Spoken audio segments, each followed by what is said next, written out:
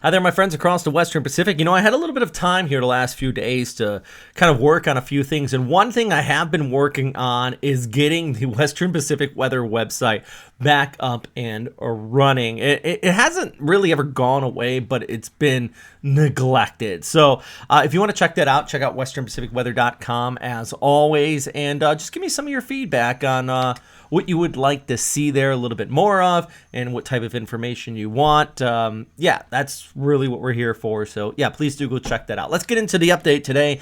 Big thing today, still our shear line dominating. We have the easterlies down here towards the south, a little bit of a tropical area southeast to Guam. The long range GFS kind of hinting at some sort of development with that area. And in fact, you know what? I'm going to show it to you really quick. Let's get this out of the way because I know it's the elephant in the room when we're talking about long range guidance. Everybody's going to tropicaltidbits.com or Windy and they're seeing this right here. And about 5 of you have asked me about this in the last 12 hours saying, hey, GFS is showing a big storm. Well, here's the key thing.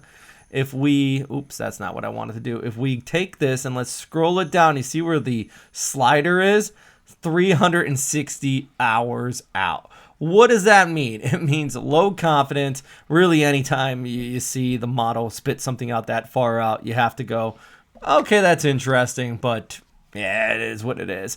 That shear line is bringing, so the point is, guys, lots of time to watch. I'm not going to say anything more about it. Looking elsewhere, though, that shear line still brings showers in northeastern areas of Luzon, and their cold surge bringing some decent snowfall across Japan. Actually, some pretty heavy conditions across the Japanese Alps.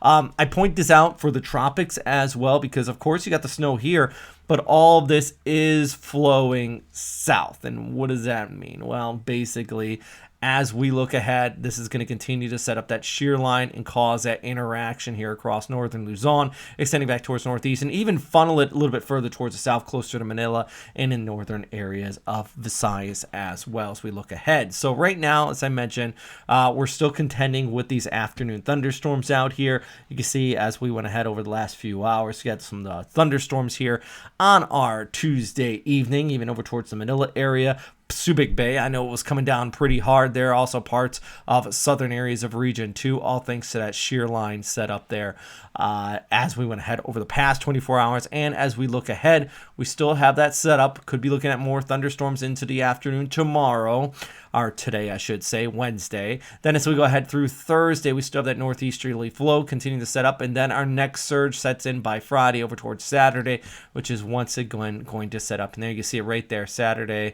There's that setup right in there where you're going to have yet more thunderstorms. And even back to eastern areas of Vietnam, definitely the wet season out there with that moisture just continuing to funnel onshore. The good news, nothing in the tropics looks worthy of any more than what I mentioned earlier with the long-range GFS. And that's not even anything that I would mention if it wasn't for the fact that a lot of you have been asking about it. And that's what I do here. I try to answer your questions as much as possible. So if you have any questions, please post them down below. Also, big thanks for everybody on Patreon. It continues to support this channel so we can have these fantastic graphics from Metro Weather's Weatherscape. Looking at the flyover, Cagayan de Oro at 30 degrees. Tacloban's at 30 as well here today. Cebu at 31. And then we look further towards the north. Still got those heavier showers along the east coast, but at least here on our Thursday, it does look like that shear line's going to break a bit before it arrives back again by Friday over towards Saturday. As always, thanks for watching, and number one thing is stay safe out there. Plus, don't forget, give me that feedback on the website.